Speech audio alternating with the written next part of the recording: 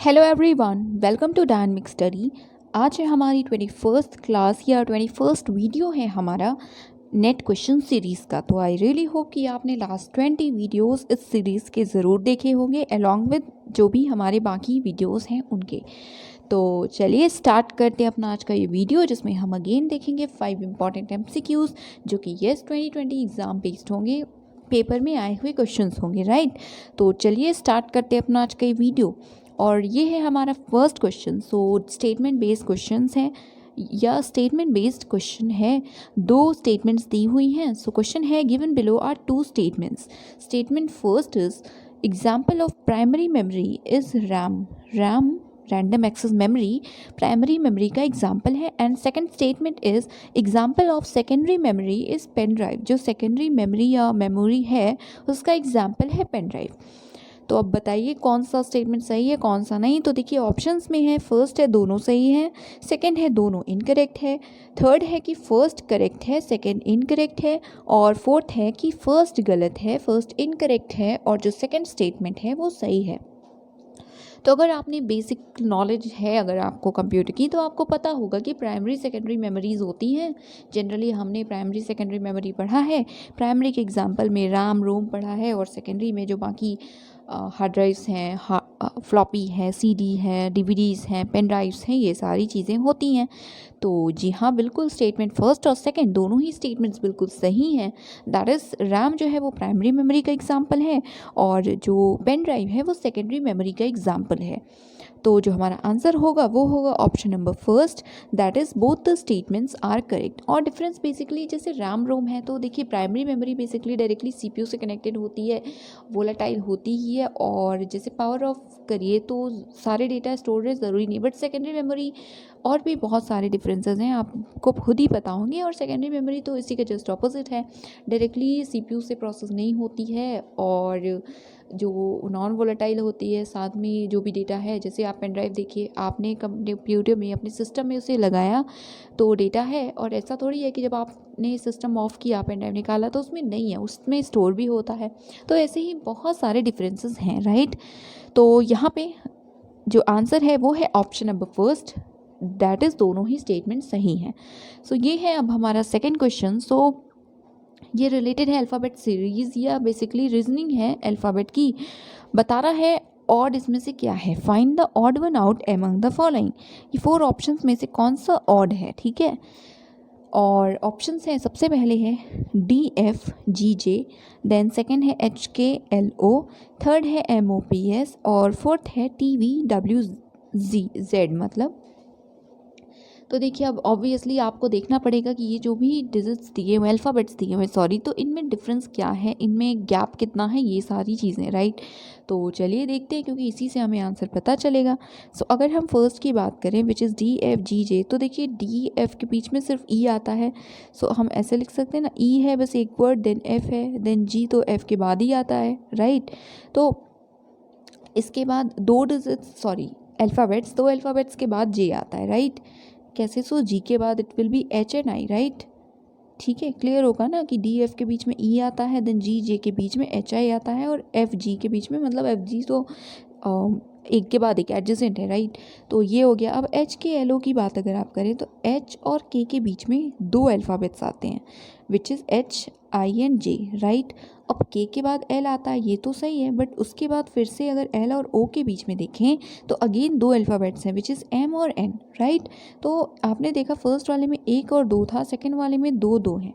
अब थर्ड वाला जो भी होगा वो हमें बता देगा कि किसके तरह है, तो वही आंसर वेट। सो MOPS की बात अगर हम करते हैं, सो MOPS, राइट। अब M और O के बीच में एक ही अल्फ़ाबेट आएगा विच इज़ N, ठीक है। और OP तो साइमल्टेनियस होते हैं, मतलब एक के बाद एक होते हैं, एडजेसेंट होते हैं। और P और S के बीच में कितने हैं, सो P और S के बीच में दो अल्फ़ाबेट्स हैं, Q एंड R। सो पता चल गया ना। देखिए फर्स्ट में भी पहले दोनों अल्फ़ाबेट्स के बीच में एक अल्फ़ाबेट था बस, और लास्ट के दोनों में दो था, ठीक है। थर्ड में भी है, और सेकंड में दोनों में दो दो का डिफरेंस है, इसलिए जो सेकंड है वही ऑड वन होगा। वेट, यस, तो सेकंड में ऑड वन होगा। आप चाहें तो फोर्थ वाला भी देख सकते हैं which is TVWZ, right. So T and V के बीच में it is U, correct, and W के और z के बीच में it is x and y। So yes यही होगा कि बाकी जो फर्स्ट थर्ड और फोर्थ हैं उनमें सेम है, एक पहले 1 का डिफरेंस देन 2 का डिफरेंस, राइट। बट जो सेकंड है वो गलत है क्योंकि दोनों में 2 का डिफरेंस है, 2 अल्फ़ाबेट्स का। तो इसलिए जो आंसर है वो है option number second, that is HKLO है ऑड, राइट। तो यस ये था सेकंड क्वेश्चन। अब हम देखते हैं अपना third question. So which of the following is not one of the missions under national action plan on climate change. तो national action plan on climate change ये हमारा एक प्रॉपर टॉपिक है, मतलब इन्वायरमेंट सेक्शन में भी मेंशन है properly, ये प्रॉपर जो एक्शन प्लान है ये, इसके अंदर 8 मिशंस हैं इंक्लूड किए गए हैं हमारी गवर्नमेंट की तरफ से। जब इसे लॉन्च किया गया था तो आपको 8 के नाम अच्छे से पता होने चाहिए क्योंकि ये बहुत इंपॉर्टेंट क्वेश्चन है, again I would say environment section का। तो देखिए 4 ऑप्शन दिए हुए हैं, अब इसका आंसर आप गेस करके नहीं करेंगे, राइट। आपको पता होना चाहिए कि जो प्लान है, एक्शन प्लान है, उसमें कौन कौन से मिशंस हैं, 8। तो अब इसमें से कौन सा आंसर होगा तो मैं बताती हूँ। देखिए national water mission option first है, तो यस ये मिशन एक पार्ट है उन 8 मिशंस का। National mission on energy efficiency improvement, yes ये भी है। ग्रीन इंडिया मिशन भी है। तो जो नहीं है वो है option number 4, that is national mission on solid waste management. तो ये वाला जो मिशन है, ऐसा कोई भी मिशन इसका पार्ट नहीं है, तो हमारा आंसर है option number 4, that is national mission on solid waste management. And also अब अगर हम उन 8 प्लान्स या मिशंस की बात करें तो देखिए पहली चीज़ तो जैसा बोला कि 2008 में इसे लॉन्च किया गया था, हमारा नेशनल एक्शन प्लान था ऑन क्लाइमेट चेंज। तो इसके 8 मिशंस हैं। देखिए 3 तो आपने यहीं पे देख लिए, फर्स्ट है national water mission, green India mission या national mission for green India, और national mission on energy efficiency, right, या नहीं यही है बेसिकली, इन्हांस्ड एनर्जी एफिशिएंसी है। तो ये 3 हो गए। उसके बाद देखिए सोलर से रिलेटेड एक मिशन है which is national solar mission, then for sustainable habitat, that is national mission for sustainable habitat. तो 3 + 2 5। देन रिगार्डिंग बाकी जो 3 है, देखिए एक है national mission for sustainable agriculture, then है हिमालयन इकोसिस्टम के लिए national mission for sustaining the Himalayan ecosystem, and last है national mission for strategic knowledge on climate change. तो ठीक है, और वीडियोस ऑलरेडी अवेलेबल हैं, आप चाहें तो देख लें, बट अगर फिर भी आई थॉट कि आपको बताया जाए, राइट। तो ये हमारे 8 मिशंस हैं, आपको याद करना है, बहुत ही सिंपल है। जो इंपॉर्टेंट चीज़ें हैं हमारी कंट्री से रिलेटेड, जैसे ऐसे मतलब इन्वायरमेंट से रिलेटेड भी, तो आप उन्हें याद है। जैसे वाटर है तो देखिए national water mission, green India कितना इंपॉर्टेंट है, देन एनर्जी एफिशिएंसी आती है, उसके बाद सोलर मिशन, हिमालय इकोसिस्टम कितना इंपॉर्टेंट तो उसे सस्टेन करने के लिए है, देन सस्टेनेबल हैबिटेट हो, उसके साथ में सस्टेनेबल एग्रीकल्चर, और 3 ये हो गए। देन आपने बाकी देखे, और फिर जो हमारे नॉलेज है हमारे पास ऑलरेडी क्लाइमेट चेंज, तो उसके लिए मिशन है national mission for strategic knowledge on climate change. तो इसी तरह से आप याद कर सकते हैं, ऐसा कुछ रटना नहीं होता, अगर आप एक बार अच्छे से उसे पढ़ लें तो आपको समझ में आ जाएगा। एनीवेज, सो ये था हमारा क्वेश्चन नंबर 3 जिसका आंसर था ऑप्शन नंबर 4। अब हम देखते हैं हमारा next question which is question number 4। So it is related to internet and intranet. So statements based question है। Which of the following statements are correct. 5 statements दी हुई हैं, कौन सी सही है कौन सी नहीं, उस पर हम बाद में बात करते हैं, पहले देखते हैं स्टेटमेंट्स को। So first is internet is larger than intranet. Internet और इंट्रानेट 2 चीज़ें आपने सुनी होंगी, 2 टर्म्स आपने सुनी होंगी। तो पहला है कि इंटरनेट बड़ा है in comparison to intranet. B is intranet is larger than internet, that is intranet जो है वो इंटरनेट से बड़ा है। C is both are same, internet and intranet. Then D है internet is a network of networks, और E है world wide web is an example of intranet. तो यस आप समझ गए होंगे, आप गेस कर सकते हैं, बट हम चलिए पहले ऑप्शंस की बात करें तो 4 ऑप्शंस हैं। फर्स्ट है B and E only, that is intranet larger है इंटरनेट से, और ई वाला that is world wide web intranet का एग्जाम्पल है। Second is A and D only, then third is C and E only, and fourth is B and C only. तो अब हम इस क्वेश्चन की बात करते हैं। तो देखिए तो इंटरनेट तो आपको पता है, अभी आप ये वीडियो देख रहे हैं उसमें भी आप इंटरनेट का यूज़ करके ही देख रहे होंगे, राइट। इंट्रानेट क्या होता है? सो लेट्स से कि आप एक्स ऑर्गेनाइजेशन में हैं, ठीक है, आप वहाँ के एम्प्लॉई हैं, वहाँ का अपना एक नया अपना खुद का एक सिस्टम है, राइट। वहाँ पे जो भी एम्प्लॉयज़ हैं उन्होंने अपना एक खुद का नेटवर्क सिस्टम बनाया हुआ है। कोई भी आपको काम है आप उस नेटवर्क का यूज़ करते हैं, बट वो सिर्फ आप एक्स जो कंपनी है उसके जितने भी एम्प्लॉयज़ हैं सिर्फ आप लोग करते हैं, और उस नेटवर्क का यूज़ कोई और नहीं करता, राइट। वो होता है इंट्रानेट, ठीक है। एक पर्टिकुलर ऑर्गेनाइजेशन या एक पर्टिकुलर एंटरप्राइज से ही सिर्फ वो रिलेटेड होता है, सिर्फ उनके अपने एम्प्लॉयज़ वगैरह ही उसे यूज़ करते हैं, राइट। ये हुई इंट्रानेट की बात। और इंटरनेट तो पता ही है आपको, एक ग्लोबल नेटवर्क है, ग्लोबल कम्युनिकेशन सब कुछ उससे ही पॉसिबल है। तो उसमें ऐसा कुछ नहीं होता, तो कौन सा बड़ा होगा बताइए आप। अब कभी हम सिर्फ एक ऑर्गेनाइजेशन की बात करें, सपोज़ इंडिया की बात करें, तो इंडिया में हम इंटरनेट का यूज़ करके किसी भी चीज़ को सर्च कर सकते हैं, या बहुत सारे फंक्शंस हैं इसके। बट अगर हम किसी एक कंपनी की बात करें, इंडिया में ही कोई एक्स कंपनी है, वो अपना एक नेटवर्क बनाकर अपने एम्प्लॉयज़ के लिए उसे प्रोवाइड कर रही है, उसे काम में ला रही है, ठीक है। तो क्या बड़ा होगा? जो चीज़ पूरी इंडिया यूज़ कर रहे हैं, सारे सिटीजन्स हम यूज़ कर रहे हैं, वो बड़ा होगा, या फिर एक कंपनी का काम जो आ रहा है जो नेटवर्क वो? तो येस, ऑब्वियसली इंटरनेट बड़ा होगा। तो मतलब जो पूरे कंट्री के लिए यूज़ हो रहा है वो बड़ा होगा, राइट। तो इंटरनेट नहीं, मतलब इंटरनेट ही लार्जर है दैन इंट्रानेट। तो जो हम ए ऑप्शन की बात करें तो येस वो सही है, that is internet is larger then intranet. तो अब ए ऑप्शन सही है, तो ऑब्वियसली ऑप्शन नंबर जो सेकंड है वही सही होगा, क्योंकि और किसी में तो ए ऑप्शन है नहीं। बट फिर भी देखिए सेकंड है कि इंट्रानेट इज़ लार्जर, तो ये नो, ऑब्वियसली इंट्रानेट नहीं, इंटरनेट बड़ा है। देन सी की बात करें कि दोनों सेम, ऑब्वियसली नॉट, दोनों सेम तो है ही नहीं। देन डी की बात करें तो इंटरनेट जो है वो एक नेटवर्क का ही मतलब बहुत सारे नेटवर्क से उन्हीं का एक नेटवर्क है, ऑब्वियसली। और आपने सुना भी होगा, इंटरनेट की डिफिनेशन पढ़ी होगी जब आपने अपने कंप्यूटर्स में स्कूल टाइम में, एक interconnection of networks, network of networks, ये सारी चीज़ें। तो ये बहुत सारे नेटवर्क्स का एक नेटवर्क है, राइट।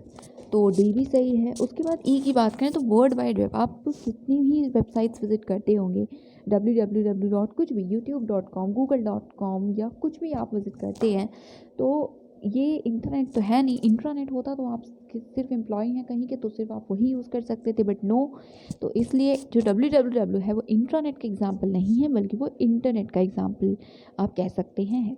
तो इसलिए सिर्फ ए और डी ऑप्शन जो है वो सही है और बाकी गलत हैं। और इंटरनेट और इंटरनेट की जब बात हो रही है तो इसके साथ एक और टर्म आता है एक्स्ट्रानेट।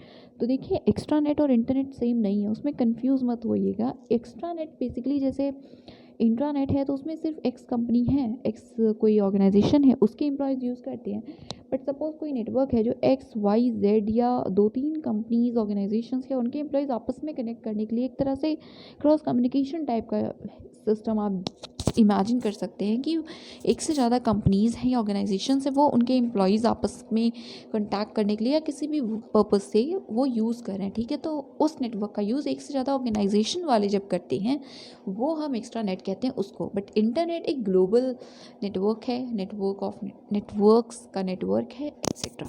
तो तीनों ही चीज़ों में बहुत डिफरेंस है, राइट। तो बस ये था इस क्वेश्चन से रिलेटेड जो भी डिस्कशन था वो। तो जो हमारा आंसर है वो है option number second, that is A and D only. So now let's move on to our last question, that is question number 5, जो कि मैच द कॉलम है। 2 लिस्ट दी हुई हैं, लिस्ट 1 में है कम्युनिकेशन के टाइप्स और लिस्ट 2 में है उसका डिस्क्रिप्शन। सो कम्युनिकेशन के टाइप्स में है dyadic communication, then public communication, organisational communication and mass communication. और डिस्क्रिप्शन में है, फर्स्ट है messages flow through a network of interdependent relationships, ठीक है, एक नेटवर्क के थ्रू मैसेज फ्लो होता है। और सेकंड है uses a medium to reach a large anonymous audience, आपको नहीं पता कि वो ऑडियंस कौन है, एनोनिमस है ऑडियंस, और एक मीडियम को यूज़ करके लार्ज ऑडियंस तक कोई मैसेज पहुंच रहा है आपका। थर्ड है provides equal opportunity to communicate, ठीक है, कौन सा कम्युनिकेशन है जो सभी को, जितने भी लोग वहाँ पे हैं, जितने भी स्टेक होल्डर्स हैं, उन सभी को इक्वल अपॉर्चुनिटी देता है कम्युनिकेशन की। And fourth is occurs with in a formal and structured setting, एक फॉर्मल और स्ट्रक्चर्ड सेटिंग है, स्ट्रक्चर डिसाइडेड है, उसी में सिर्फ होता है। तो अब अगर हम बात करते हैं तो देखिए थोड़ा बहुत तो आपको क्लियर हो ही गया होगा कि इसका आंसर क्या होना चाहिए। सबसे पहले तो जैसे कि आप समझ गए होंगे कि देखिए डायरेक्ट कम्युनिकेशन क्या होता है, वही ना one on one communication verbally है या जैसे भी मतलब वन ऑन वन है, ऑडियंस है, स्पीकर है, कोई बोल रहा है कोई सुन रहा है, तो बेसिकली सबको मौका मिल रहा है बोलने का, one on one communication basically, ठीक है। मतलब मैं किसी एक पर्सन से बोल रही हूँ तो वो भी सामने से ऑब्वियसली रेसिप्रोकेट करेगा, रिप्लाई करेगा व्हाटसोएवर। तो ये वाला जो कम्युनिकेशन होता है जिसमें वन ऑन वन होता है और साथ में ऑब्वियसली जब वन ऑन वन हो रहा है तो इक्वल अपॉर्चुनिटी मिलेगी सबको कम्युनिकेट करने की, राइट। तो इस टाइप का जो कम्युनिकेशन है इसे हम डायरेक्ट कहते हैं, तो इसलिए ए का होगा थर्ड, ये चीज़ श्योर है। तो देखिए अब इससे आपको आंसर तो पता चल ही जाएगा कि सेकेंड है ऑप्शन जो है हमारा आंसर। और भी क्लियर तो देखिए मास कम्युनिकेशन की भी बात जब हम करते हैं तो हम एक मीडियम को यूज़ करते हैं जिससे कि हम लार्ज और एनोनिमस ऑडियंस तक पहुंचते हैं, ठीक है। तो ये है मास कम्युनिकेशन, जिससे मुझे भी नहीं पता आप में से कौन है, ठीक है। आप सभी एक तरह से अनोनिमस है मेरे लिए भी, राइट। ये वीडियो या हमारे चैनल के लिए, किसी भी एक एजुकेटर के लिए जो यूट्यूब के थ्रू है या कोई भी, तो हमारा भी तो एक तरह से मास कम्युनिकेशन है ना, मास मीडिया या मीडिया के थ्रू हम एक मीडियम यूज़ करें, हम यूट्यूब को यूज़ करें एक लार्ज ऑडियंस तक पहुंचने के लिए जो कि एनोनिमस है ऑब्वियसली। तो डी का होगा second which is 100% yes again sure. अब दो बचे, जो फर्स्ट है पब्लिक कम्युनिकेशन और सेकेंड है सॉरी सी है ऑर्गेनाइजेशनल कम्युनिकेशन। तो देखिए जब हम स्ट्रक्चर की बात करते हैं, ये चलिए पहले हम फर्स्ट वाली डिस्क्रिप्शन की बात करें कि जब मैसेजेस एक नेटवर्क के थ्रू फ्लो होते हैं तो वो क्या होता है। तो एक ऑर्गेनाइजेशन को अगर आप लेते हैं एग्जाम्पल के तौर पे, तो ऑब्वियसली किसी ऑर्गेनाइजेशन में मैसेजेस किसी ना किसी वे में फ्लो होते हैं ना, नेटवर्क के थ्रू होते हैं। और ऑब्वियसली रिलेशनशिप्स, मतलब जैसे आपने कम्युनिकेशन में वर्टिकल हॉरिजॉन्टल ये सारी चीज़ें पढ़ी हैं। तो बेसिकली जब हम ऑर्गेनाइजेशन की बात करते हैं तो वहाँ पे नेटवर्क्स के थ्रू मैसेजेस का फ्लो होता है। चाहे सर्कुलर इशू हो रहे हैं, चाहे बॉस के थ्रू एम्प्लॉयज़ को बताया जा रहा हो, चाहे एम्प्लॉयज़ का आपस में कम्युनिकेशन हो, ये सारी चीज़ें, ये एक तो कॉमन है, आपको पता होगा। देन पब्लिक कम्युनिकेशन कि एक फॉर्मल और स्ट्रक्चर सेटिंग में हो रहा है, राइट। पब्लिक से आप कम्युनिकेट कर रहे हैं बट एक स्ट्रक्चरल और फॉर्मल सेटिंग है, ऐसा नहीं है जैसे मास मीडिया या मास कॉम में है कि आप एनोनिमस ऑडियंस तक कैसे भी पहुंच रहे हैं मीडियम यूज़ करके। बट जब हम पब्लिक स्पीकिंग या पब्लिक कम्युनिकेशन की बात करते हैं तो वहाँ एक फॉर्मल सेटिंग है, एक स्ट्रक्चर है और उससे हम कम्युनिकेट करते हैं, ठीक है। तो आई होप कि आपको क्लियर होगा। तो यहाँ पे जो हमारा आंसर होगा वो होगा येस, ऑप्शन नंबर सेकेंड। और बस ये था आज का last question. So that is it. Thank you so much. Keep on watching, keep on learning.